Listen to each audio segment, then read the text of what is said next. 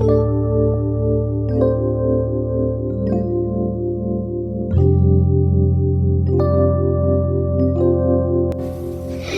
వ్రాసిన పత్రిక. యేసుక్రీస్తు దాసుడును యాకోబు సహోదరుడునైన యూదా, తండ్రి అయిన దేవుని యందు ప్రేమింపబడి యేసుక్రీస్తునందు భద్రము చేయబడి పిలువబడిన వారికి శుభమని చెప్పి వ్రాయున్నది.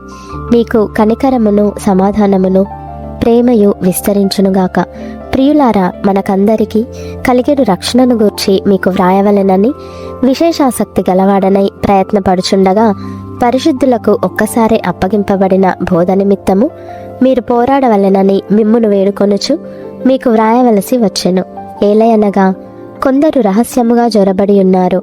వారు భక్తిహీనులై మన దేవుని కృపను కామతురత్వమునకు దుర్వినియోగపరచుచు మన అద్వితీయ నాథుడును ప్రభువైన యేసుక్రీస్తును విసర్జించుచున్నారు.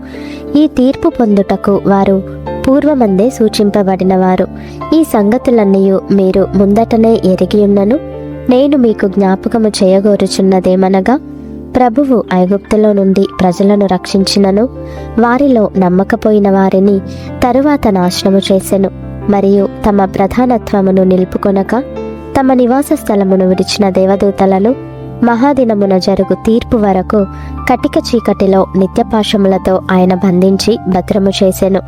ఆ ప్రకారముగానే సొదొమ గొమొర్రాలను వాటి చుట్టుపట్లనున్న పట్టణములను వీరి వలనే వ్యభిచారము చేయుచు పరశరీరానుసారులైనందున నిత్యాగ్ని దండన అనుభవించుచు దృష్టాంతముగా ఉంచబడెను.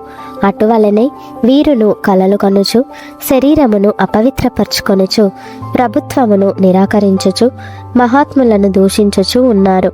అయితే ప్రధాన దూత అయిన మిఖాయేలు అపవాదితో వాదించుచు మోషే యొక్క శరీరమును గూర్చి తర్కించినప్పుడు దూషించి తీర్పు తీర్చ తెగింపక ప్రభువు నిన్ను గద్దించునుగాక అనెను. వీరైతే తాము గ్రహింపని విషయములను గూర్చి దూషించువారై వివేక శూన్యములకు మృగముల వలె వేటిని స్వాభావికముగా ఎరుగుదురో వాటి వలన తమ్మును తాము నాశనం చేసుకొనుచున్నారు. అయ్యో వారికి శ్రమ! వారు కయీను నడిచిన మార్గమున నడిచిరి. బహుమానము పొందవలెనని బిలాము నడిచిన తప్పుత్రోవలో ఆతురముగా పరుగెత్తిరి. కోరహు చేసినట్టు తిరస్కారము చేసి నశించిరి. వీరు నిర్భయముగా మీతో సుభోజనము చేయుచు తమ్మును తాము నిర్భయముగా పోషించుకొనుచు మీ ప్రేమ విందులలో దొంగ మెట్టలుగా ఉన్నారు.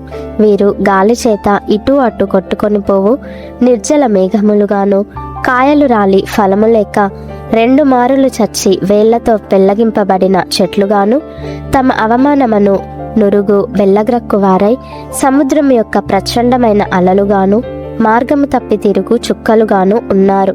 వారి కొరకు గాఢాంధకారము నిరంతరము భద్రము చేయబడి ఉన్నది.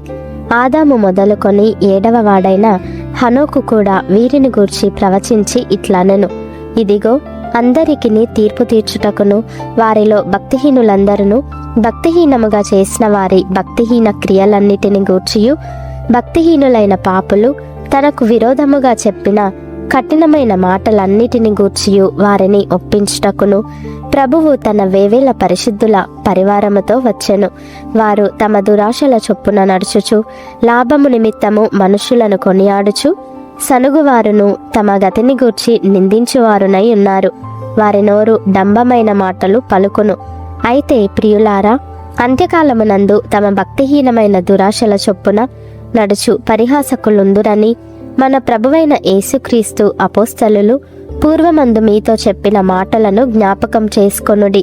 అట్టివారు ప్రకృతి సంబంధులను ఆత్మలేని వారునై ఉండి భేదములు కలుగజేయుచున్నారు.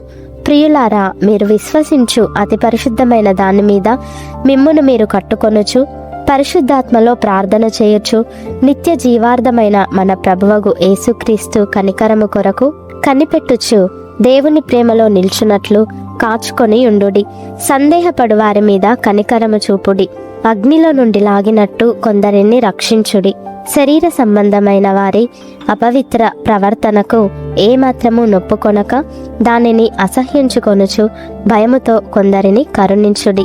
తొట్టిల్లకుండా మిమ్మును కాపాడుటకును తన మహిమ ఎదుట ఆనందముతో మిమ్మును నిర్దోషులనుగా నిల్వబెట్టుటకును శక్తిగల మన రక్షకుడైన అద్వితీయ దేవునికి మన ప్రభువైన యేసుక్రీస్తు ద్వారా మహిమయు మహాత్మ్యమును ఆధిపత్యమును అధికారమును యుగములకు పూర్వమును ఇప్పుడును సర్వయుగములను కలుగునుగాక. ఆమెన్.